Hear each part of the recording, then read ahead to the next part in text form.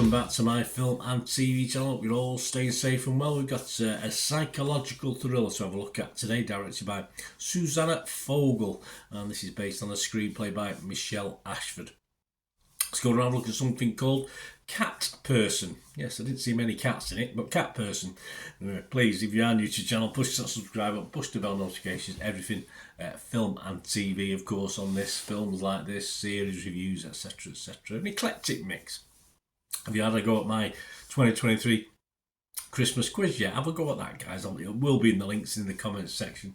Just a little bit of fun to get you through Christmas and the joyous New Year, of course. If you're not that bothered, and a lot of people aren't that bothered about New Year, right? Yes. So please give us a thought, give us your comments, give us your thoughts on this film or anything to do with film and TV, and I will respond or give you a little like. I hope you'll give this vlog a little thumbs up. If you can press that button, guys, it'll be much appreciated. It is a 15 rating. Yes, it's sexual content, adult content in this.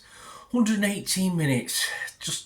Don't forget, this was based on a short story, so they got nearly 2 hours out of it, which for me was a bit of a struggle because it is based on a 2017 short story called the same, Cat Person, by a certain Kristen Rupenian, if you've watched that. And Cat Person was released in the US on October the 6th, 2023, so please check your territories if you're interested in watching this, and it's getting some okay reviews.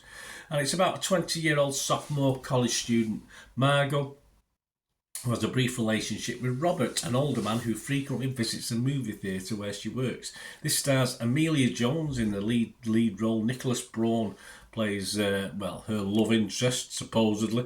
Geraldine Viswanton's in this. Isabella Rossellini even's in this, briefly. Hope Davis and Fred Malamed. We've got scores as at the 31st of December 2023, all these scores and comments.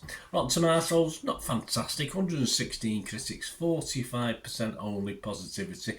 Well, it gets an average rate a little bit higher than that, 5.6 out of 10.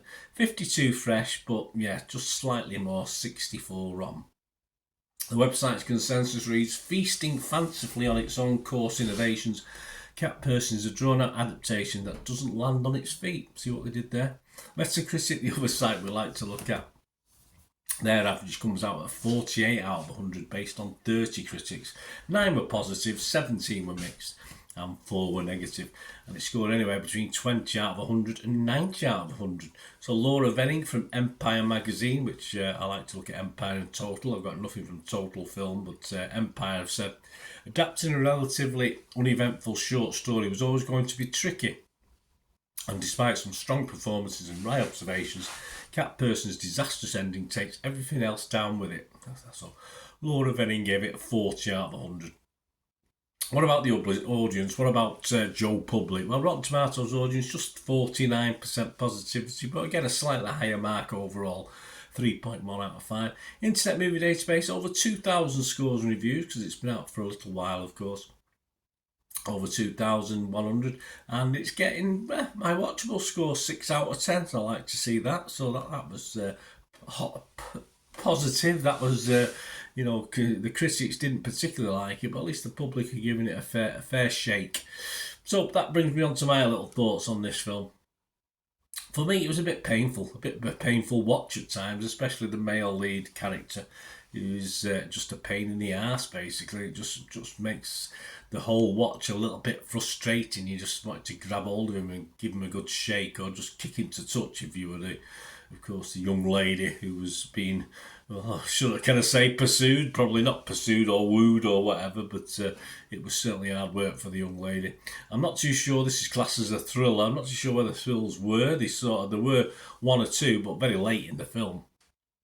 And it did become a bit more stalkish as it went on, which was the good bit, but you may have just switched off by then. That was the unfortunate thing in a near 2 hour effort. 30 minutes less, I think they could have got rid of some of the rubbish at the start, and it could have been a lot better. There's just a lot of nothing going on.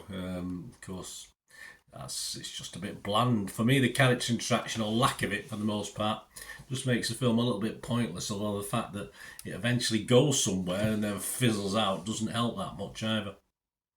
Amelia Jones, she deserves better than this as a character and an actor.